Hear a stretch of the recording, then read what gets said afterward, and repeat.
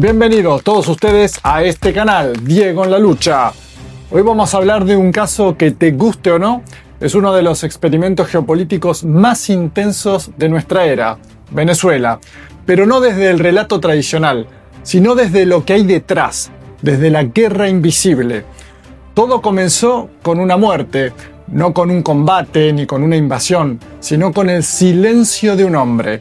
2013, el comandante Chávez fallece, pero lo que muchos no saben es que en ese mismo instante algo más moría y algo más nacía, porque el concepto de guerra híbrida, esa bestia de múltiples cabezas, se implementa en Venezuela desde ese mismo año.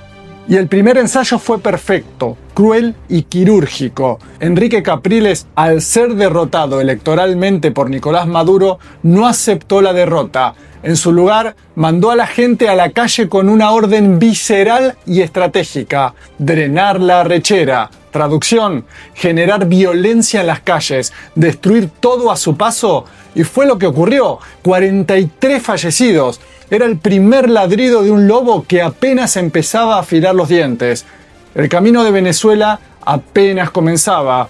En 2014 llega La Salida, un globo de ensayo de las revoluciones de colores, guarimbas, violencia pura en las calles.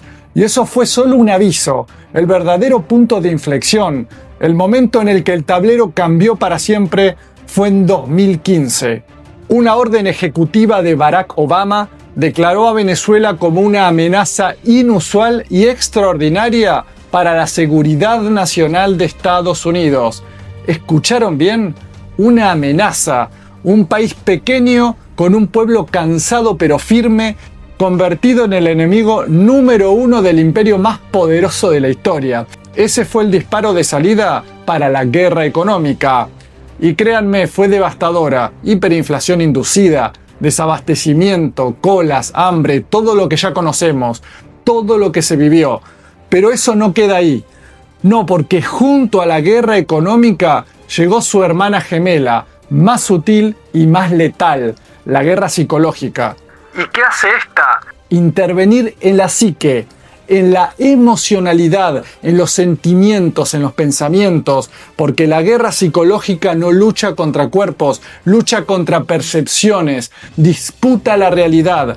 Y entonces empezaron a instalar en nuestras mentes una narrativa.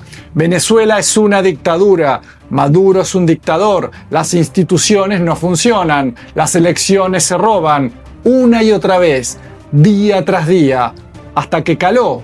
Llegó el 2017, el segundo intento, mucho más serio, más de 120 muertos, casi 2.000 heridos, 800 instituciones atacadas, miles de millones en pérdidas. La derecha financió terroristas, una guarimba que parecía el fin. Pero aquí quiero que se detengan un segundo. La guerra psicológica fue brutal. Posicionó a Maduro como un represor, como el tirano. Instalaron la tesis del Estado fallido. ¿Y qué buscaban con todo eso? Miedo, rabia, ira, mucha ira. La clase de ira que quema personas vivas en la calle. La clase de ira que genera acosos, desesperanza, incertidumbre, zozobra. Estados psicológicos aversivos, diseñados para un solo propósito: que el gobierno se desplomara, que fuera imposible gobernar, que el chavismo dijera hasta aquí. Pero no ocurrió. ¿Lo captan? No ocurrió. A pesar de la crisis, a pesar de las mentiras, a pesar de los muertos, el chavismo resistió. Nicolás Maduro decía en cada aparición pública: calma y cordura, nervios de acero. Y con acciones estratégicas de altísimo nivel, el chavismo resistió y volvió la paz a Venezuela. Y no solo resistió. Mientras la guerra psicológica seguía, la situación económica empezó a cambiar. Se fue neutralizando el efecto de bloqueo. Hoy Venezuela produce el 100% de sus alimentos y el 85% de sus medicamentos. Se posiciona como el país de mayor crecimiento de América Latina en los últimos años. Estados Unidos perdió su presión más letal. Perdió la capacidad de generar hambre. Esa lucha, esa batalla titánica, el chavismo la ganó. Y así, dando un salto enorme, llegamos a 2024. Un verdadero experimento psicosocial. Porque toda esa ira, toda esa rabia, todo ese odio y esa deslegitimación que sembraron durante años ya había predispuesto a una parte de la población, sobre todo a la opositora y sobre todo en el exterior, a creer una sola cosa: las elecciones se iban a robar. La matriz de opinión de que Venezuela es una dictadura ya había calado muy hondo en Occidente, y entonces en las elecciones del 2024 explotaron la bomba. Ciberataque, bombardeo mediático mundial, 48 horas de violencia planificada en algunas zonas del país. Pero fue controlada. Lo quiero repetir, pudo ser controlada. Aunque algo doloroso ocurrió, muchas personas que apoyaban a la revolución bolivariana cayeron, dudaron de los resultados, cayeron en la narrativa de la oposición. La guerra cognitiva había hecho mella, incluso en parte de los movimientos de izquierdas del mundo. Pero ahora y aquí es donde el suspenso se vuelve insoportable. Ahora estamos frente a una guerra cognitiva jamás vista. ¿Por qué? Por la decisión más estratégica y más incomprensible para muchos. Maduro y toda la cúpula chavista decidieron no derribar los aviones y los helicópteros estadounidenses, no darle a Trump la excusa para una guerra abierta. El resultado: Maduro está secuestrado en Estados Unidos, pero la cúpula chavista, ojo a esto, está intacta en Venezuela, y esa nueva realidad ha vuelto la guerra cognitiva más violenta que nunca, porque si muchos cayeron en la manipulación de las famosas actas sin entender el sistema electoral venezolano, imagínense ahora, Maduro preso. ¿Qué va a hacer la narrativa enemiga? Sembrar la duda de la traición. Decir que los líderes abandonaron al comandante, que hay divisiones, que el chavismo se rompió. Pero yo les pregunto, ¿es que acaso no comprenden las estrategias de alto nivel político que lleva haciendo el chavismo desde hace 27 años? Si Maquiavelo y Sun Tzu estuvieran vivos, estarían aplaudiendo de pie. Porque miren el tablero, el Estado sigue en pie, las Fuerzas Armadas están intactas, el pueblo sigue trabajando, la economía, con sus dificultades, sigue creciendo. Algunas sanciones de Estados Unidos se están levantando. El FMI tiene posibilidades de devolverle a Venezuela el dinero que le corresponde. Hablé con la directora general del Fondo Monetario Internacional, la doctora Georgina Kristalieva, y justamente le hablé de la necesidad de que Venezuela acceda a sus derechos especiales de giro. Son 5.000 millones de dólares que tenemos en el Fondo Monetario Internacional para que podamos recuperar infraestructura vital, electricidad, agua. Este Estado también lo necesita, y nosotros tenemos los proyectos muy claros. Sabemos qué hacer con esos recursos, y yo le expliqué. Venezuela sabe qué hacer responsablemente con sus recursos bloqueados, no solamente en el Fondo Monetario. Tenemos recursos bloqueados en otros países, el oro en el Reino Unido, y que nosotros podamos usarlos para servicios públicos, Juan José, podamos usarlos también para dar estabilidad macroeconómica a nuestra economía, para la estabilidad de la moneda y del sistema de cambio, que podamos recuperar el ingreso de los trabajadores y las trabajadoras. Es la manera responsable, le expliqué bien, en que Venezuela quiere hacer uso de esos recursos. Así que esta batalla es diplomática. Nunca podemos desistir. Y Maduro, desde su cautiverio, está actuando como un factor para descomprimir la tensión militar en el Caribe. Analicemos con frialdad. Maduro sabía que Estados Unidos sí o sí debía traer sus empresas de petróleo a Venezuela, porque la energía se les está agotando. Pero Trump no podía firmar acuerdos con Maduro sin quedar en evidencia de debilidad. Pero a su vez, esa urgencia por extraer petróleo le impedía a Estados Unidos planear una invasión terrestre, porque les tomaría años controlar el territorio. Entonces, ¿qué opción le quedaba al imperio? Una sola: intentar que el chavismo se rinda ante un ataque aéreo masivo y dividirlo desde adentro. Y en el momento en que Maduro se entrega, ¿qué ocurre?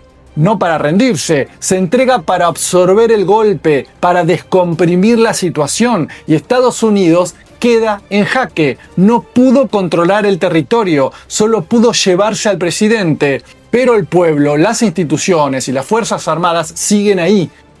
Este es Guárico que está aquí, ¿verdad? Guárico es, así como estamos, somos un grupo. Un grupo. Un grupo no es lo mismo que un equipo. No sé si me explico. En un grupo hay intereses particulares, pero están agrupados, porque está lloviendo y me meto aquí. Probablemente lo único que los une en ese momento es que están bajo techo para no mojarse. Pero cada quien está pensando en sus cosas. Cuando usted forma parte de un equipo, jamás hace algo para perjudicar a ese equipo. Si usted forma parte del equipo Venezuela, quiere decir que así si usted sea opositor, debe trabajar por Venezuela. Y cuando le toque a usted gobernar, haga lo mejor que el que estaba antes. Haga lo mejor. Aquí vamos, nuestra copia de La Paz. Llegamos a Caracas. Llegó a Caracas la peregrinación. Un gran abrazo. ¿Qué hicieron? Llegamos a Caracas. Llegaron los monos a Caracas. Un par de gente, un par de pueblos, un par de paz, un par de búsqueda de la unión nacional. Es el momento de juntarnos. Es el momento de llamar a la unidad de todos los venezolanos. Es un momento de pasar la página del odio, de pasar la página de la violencia. Llegamos a Caracas después de 2 semanas de peregrinación nacional. Del comienzo, la primera fase de esta peregrinación, a encontrarnos con Caracas y reiniciar luego todos los sectores de Venezuela. Sumarse. Aquí tenemos que sumarnos todos, porque lo que está en juego es el futuro de la patria para nuestros nietos y para nuestros hijos. Esta iniciativa en verdad ha demostrado una cosa, que las sanciones no solo afectan al gobierno, sino que afectan mayoritariamente al pueblo de Venezuela. Eso es un consenso nacional. Por donde hemos pasado, así nos lo han dicho. Ahora, Estados Unidos apuesta a la narrativa. Sabe que es más fácil instalar que tienen el control, que tienen la tutela de Venezuela, y apuesta a las divisiones internas, a generar inseguridades, a debilitar al chavismo de cara a las próximas elecciones. Pero les vuelvo a recordar algo fundamental. El hijo de Nicolás Maduro habla con su padre y está de acuerdo con el rumbo de la presidenta encargada Delcy Rodríguez. La cuestión con el FMI está perfectamente explicada. Saben que la narrativa del enemigo es dividir, y aún así hay personas que no paran de hacer exactamente lo que Estados Unidos quiere, plantar dudas. Yo sigo insistiendo y tomo la palabra de Bolívar. Unidad, unidad, unidad. Esa debe seguir siendo nuestra divisa. Unámonos y seremos invencibles. Solo la unión nos falta consolidar y seguir consolidando la energía unitaria transformadora. Hago un llamado pues a todas las corrientes bolivarianas, todas las corrientes políticas, sociales, transformadoras, conscientes, los sectores medios, los movimientos campesinos, los partidos políticos, todos, los estudiantes, los profesionales y técnicos, los trabajadores, los obreros, las obreras, la clase obrera. Hay que empujar y empujar con mucha energía intelectual, moral y física, programática, para continuar en esa dirección, la transformación política. Esta es la lucha comunicacional más difícil que le ha tocado afrontar a un país, porque la guerra cognitiva, esa guerra de quinta generación, no usa tanques, usa el hackeo de mentes, usa neurociencia, inteligencia artificial, saturación informativa. Su objetivo no es destruir cuerpos, sino manipular pensamientos, hacer que una población actúe contra sus propios intereses, convertir a los ciudadanos en cómplices inconscientes del enemigo. Por eso, el desenlace de esta historia no depende de bombas, depende de la madurez y de la frialdad de las fuerzas chavistas. Depende de los que se dicen aliados, depende de si somos capaces de ver el tablero completo y no solo las piezas que nos muestran, porque el chavismo ha resistido lo impensable, ha sobrevivido a la guerra económica, a la hiperinflación, a las guarimbas, a los bloqueos, a las mentiras globales, y sigue en pie. La pregunta es, ¿estamos a la altura de ganar esta guerra cognitiva o vamos a seguir haciendo sin saberlo el trabajo del enemigo? Experiencia no nos falta. Pongamos en marcha toda nuestra experiencia y nuestra conciencia, porque a veces hay experiencia, pero falta conciencia de lo que está en juego. ¿Sí? O a veces hay problemas regionales, de un grupito con el otro, y eso afecta mucho. Nada de grupismo. Unidad, unidad, compañeros. Unidad, compañera. Unidad.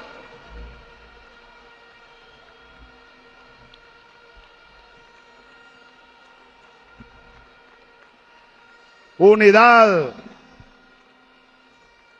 Nosotros, hay que recordar, por ejemplo, que nosotros no estamos todavía en campaña para gobernaciones. No, nada de eso. Nada. Mucho menos estamos en campaña para alcaldía. Estamos en una batalla donde se juega el destino de la patria. En eso sí estamos. Así que mucho cuidado con los que pudiera quedar algún factor por ahí. Cuidado. Aquí está en juego la revolución.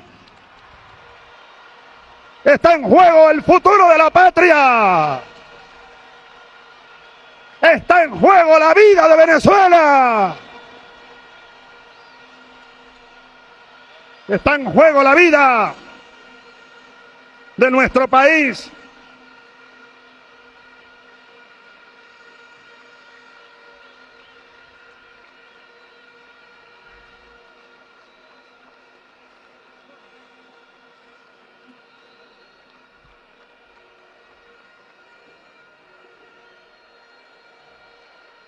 Miren,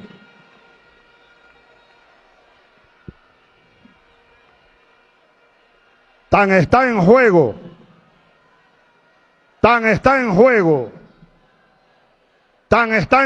la vida de nuestro país, tan está en juego la vida de la patria, tan está en juego la vida de Venezuela, que, miren, si fuera por mí y por lo que, sin decirlo, seguramente, pues yo estaría haciendo mis maletas, ¿verdad? Para salir de Miraflores e irme a lo mejor a comandar una patrulla por allá por las costas del Boconó, o del Masparro, o del Apure, o del Arauca, seguramente. Yo he hecho esto y sigo haciendo el esfuerzo que estoy haciendo y seguiré haciendo todo el esfuerzo que pueda para conducirlos a ustedes a una gran victoria, porque yo sé que nos estamos jugando ahora mismo la vida de Venezuela. Por eso les digo a ustedes, nada de sectarismo, nada de grupalismo o grupismo, como se quiera llamar. Nada de eso, no. Pongamos toda nuestra capacidad individual, colectiva, en la patrulla Carabobo, en los comandos, en los distintos niveles, y despleguémonos con alegría, con pasión. Nosotros llevamos eso por dentro y no nos cuesta desplegarlo, porque somos la encarnación de la alegría, de la fe, del amor. Inundemos a Venezuela de más amor, inundemos a la patria toda de más alegría. Todos estos días por venir, escribamos con alegría, con júbilo, una de las páginas más gloriosas de la historia política venezolana.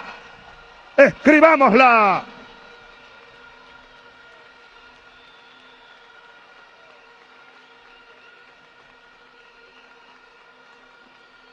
Escribámosla. Desde ahora mismo, desde hoy mismo escribámosla con un despliegue pleno y total de nuestras facultades, a lo largo y ancho de nuestro territorio. Aquí estamos, no hay ni un solo estado, no hay ni un solo municipio, no hay ni una sola parroquia de nuestro país que no esté aquí representado.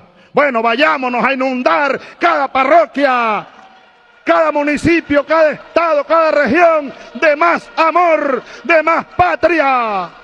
Leo tus comentarios, te pido que te suscribas a este canal, actives la campana de notificaciones en la opción todas, eso es muy importante, le des pulgar arriba y compartas, y también te espero en mi canal Telegram, @Diego en la Lucha, allí pongo el minuto a minuto de los acontecimientos, de lo que no te muestran los medios de comunicación, y por allí podemos estar siempre comunicados. Nos vemos.